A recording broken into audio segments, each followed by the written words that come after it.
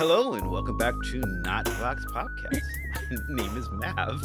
This is our new podcast, and if you were listening last week, you will have seen that I had this idea that it might be fun to do a podcast where I review movies, but not by myself. I review movies with this old lady I know. This is Marie. Hey, Marie. Hi, I am not old, thank you very much. You're older than I am. I am You can't not. prove any different.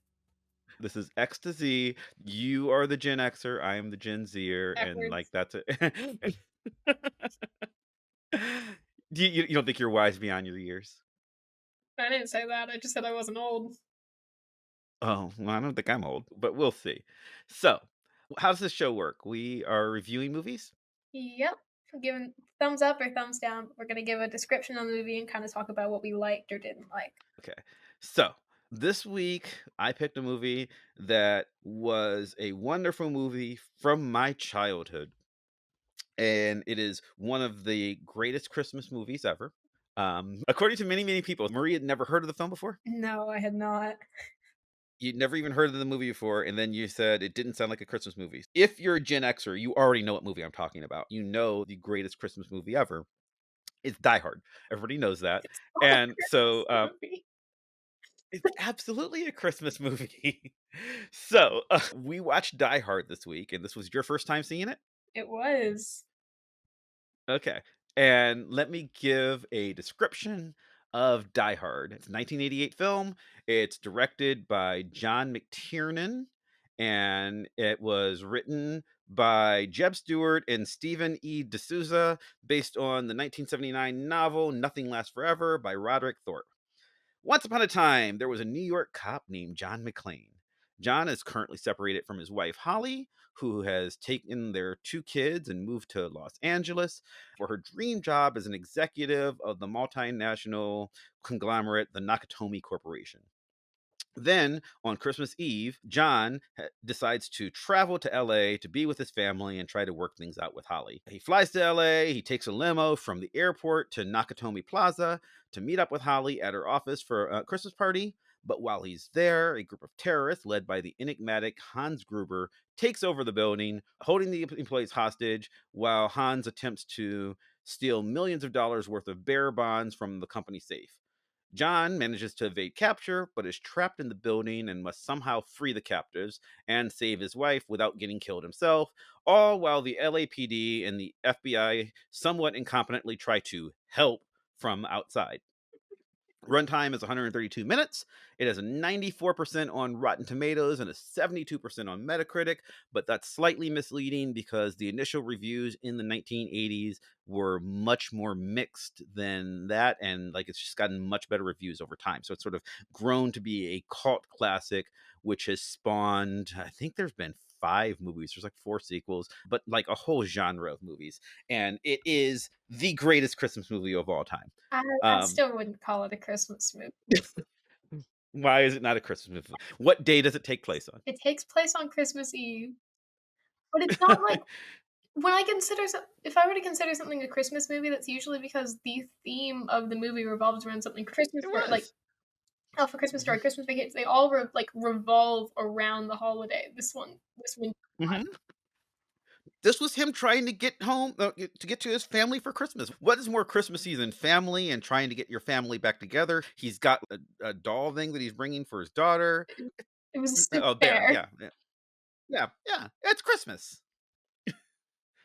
Well, That doesn't sound it's Christmassy more to of an you? action movie than like I wouldn't call this genre like a Christmas movie because that's like an entire genre in itself at this point. Yes. But anyway, what do you think? I don't watch a lot of action movies, but I did like it. It was pretty good. Hmm. So, what made you like the idea of it? Um, I don't know the last time I saw an action movie besides maybe Hmm. Iron Man, and that was years ago. The fact that you called out the Christmas movie debate, and I'm like, this doesn't sound anything like a Christmas movie. It's called Die Hard. People argue about this online all the time, so this isn't just me. This is like there's a whole big thing of people arguing as to whether or not Die Hard counts as a Christmas movie. So, so you're on team no, apparently. It's clearly literally a Christmas movie. I'm curious. So your dad is my brother. What did he say? Did he say it was a Christmas movie? Um, he just kept pointing things out, and he's like, "Are you sure?" I think he was just trying to be annoying at that point. Well, not annoying, but he was, like, trying to point out the debate at that point. Ah, I see. So he watched it with you. Yeah. And what were your other thoughts? What did you like? What did you not like? I I don't see this a lot, and especially in modern movies. 2 things. 1, a lot of it seems like practical effects, which is something you don't in more modern movies. And 2, it all took place in, like, the span of a few hours, which is a lot different from Hmm. any other movie I've seen, which takes place over days, weeks, sometimes even months, depending on what movie it is, or Hmm. years even. Yeah, this one is literally 2 hours, maybe three. I mean, it's basically real time. He gets there, he gets to the building, he meets up with his wife, and then the terrorists come in and take over. And he gets away, and then it's basically over the period of a couple of hours, him trying to save everybody. Yeah. Mhm. Also, Mm, the limo driver, they didn't show him a lot. Argyle was his name.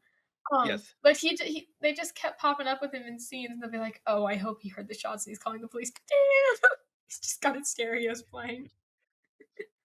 Yeah, well, he was also talking he was listening to music, and he Mm, was talking to his mhm. girlfriend on the so this is 1988, so he has a car phone, which is this was maybe a little bit before you were born.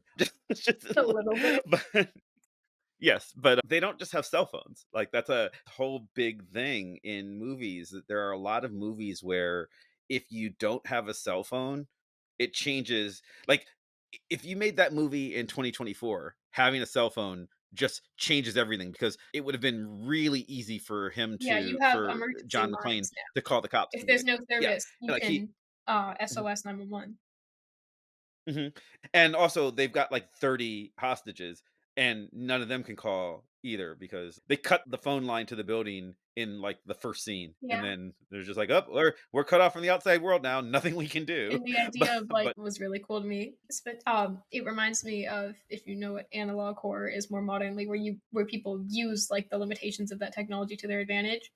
It reminds me of Mhm, that, but it was made in that time, so it's not like they're using, like, old technology. They're using what was then modern. But the idea of, like, everyone being able to hear everyone else on the lines and then using that to their advantage. mhm.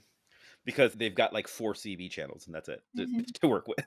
So but yeah, so you also talked about you said it was all practical effects because it was the olden days and we hadn't invented computers yet. Is that what you're getting at? Not that you hadn't invented computers yet, but special effects weren't as popular in movies. Well, CGI wasn't special effects were very this is, like, long after Star Wars. We had Yeah, tons of special but effects. But, yeah, they tended to be practical effects rather than just kind of, dialing something in on a computer. So you like that. I thought it was really cool. It looks a lot more Okay, realistic that way, which sounds a little bit okay. bad when you're talking about a movie with multiple murders, but, you know. Did you think it was too gory? Is it too much? I I really enjoyed it. There was one moment that confused me that I had to have explained to me was, where they were breaking all the windows, and I was like, "Why are they doing that?" It was because he didn't have shoes on. Yeah, okay, so that's my favorite part of the movie.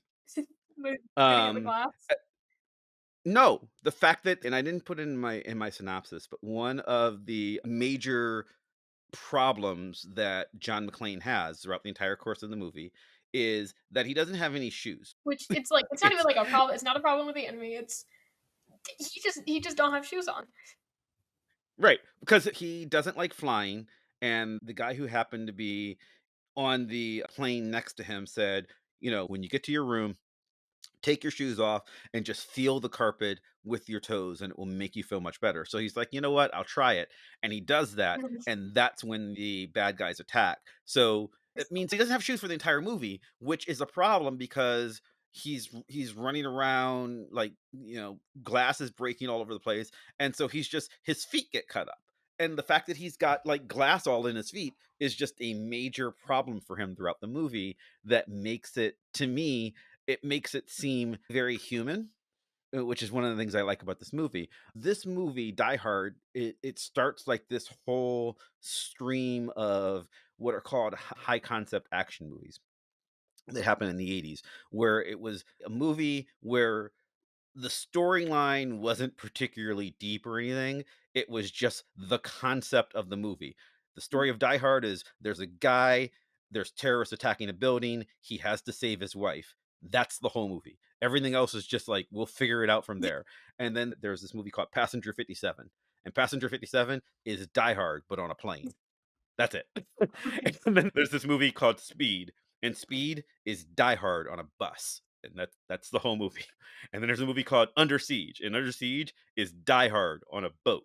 And the movies are all functionally identical. It's just like it's not a regular guy, but he's not a superhero. It's just like a cop. Like a He's human. usually He's not. yeah, yeah. He's just a cop. He's not even a particularly good cop, but he's just like a regular guy cop. But he's the only one there, and he's got to be the one who saves everybody Mhm, because there's just nobody else to rely on, and that's the entire movie. And one of the things that made me start not liking these movies is because over time the cops became much more super copy.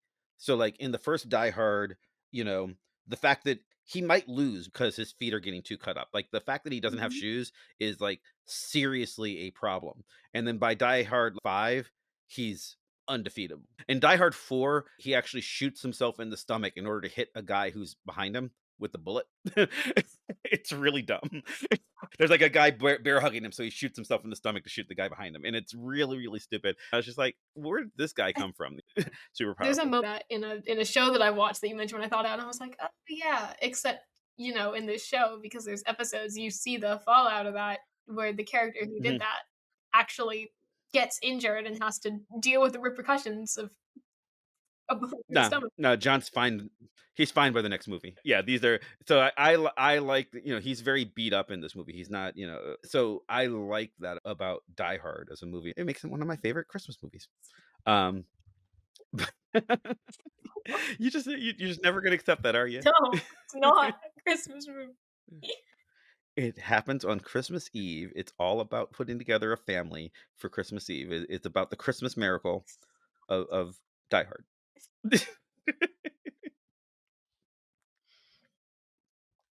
You okay there? Yeah, fine. So what else did you think about it? Um, Definitely, surprised me when the one this is just a specific moment at the end, where the one dude, Carl, because I remembered most of their names, is the one who, if you remember the first dude who, like, got shipped down the elevator with the "Now I have a machine gun, ho, ho, ho." Mhm. Carl was his brother, and throughout the rest of the Yes. movie, his whole thing was like, "I don't want him." He's one of the bad guys. Yeah, he's one of the terrorists. Mhm. And you think he's dead near the end of the and then he just Mhm. shows up. Um, Mhm. why? What do you mean? Because there were two things that could have killed it. Because one, he was hanging from a chain, which should Yeah. have killed him, and two, an explosion went off on that floor. Mhm. You've killed him twice. Why is he back? Well, he just needs to have he needs to just be a surprise at the end. He's just a surprise twist to just have one last exciting moment, and then he gets killed for the last time by Sergeant Al, Oh, who is the yeah, Al Powell, yes. He is the cop who is helping John McClane, and one of the best things about him, and I don't know if you know this, he's played by a guy named Reginald Vell Johnson, who is an actor who is famous for playing cops. His probably his biggest role is he is in the TV show Family Matters, which you probably don't know, but like no. you probably do know the character of Urkel, who is this nerdy character. You'd recognize him if you saw him. Urkel is a character from this sitcom called Family Matters, and he is the father on that show, and and it's the same guy. So Reginald Vell Johnson he just plays cops in like lots of stuff. He's in Ghostbusters as a cop. He's in Die Hard. He's in Die Hard 2, obviously. He's just often a cop and stuff. So This is his whole so thing. Like, what do you do yeah, for, that's like his I whole career. pretend to be a Mhm. cop? I have a friend whose job is that. I have a friend who's an actor and he's just a cop in a bunch of stuff. So anyway, I would say for me, this was obviously a thumbs up. What'd you think? Thumbs up too. It was a really good movie. Would you recommend it to your friends? Yeah, I think. A lot of Okay. my friends are into, All like, right. action. I don't think any of them have ever seen this movie, so Well, you can tell them it's a Christmas classic, it's not and they will. a And Christmas movie. it is a Christmas movie. You can get all your friends together and invite them over to watch the Christmas classic Die Hard. It's That one- no, we're just watching Christmas movies in the middle, 2-hour action movie. Yeah, My dude and they will thrown out a appreciate you window. for it. It's They will Christmas appreciate spirit. you. No, Yep, absolutely. that was All sarcasm. right. So, if you enjoyed that, please subscribe to us on iTunes or Pandora or Spotify, wherever you can get podcasts from. You can subscribe on the Vox Popcast YouTube channel. You can watch us there, like and subscribe, do the things the kids do, and, write us comments. So, thank you. We've got 2 thumbs up for this movie, Yep. and we will see you next time. Bye. Bye.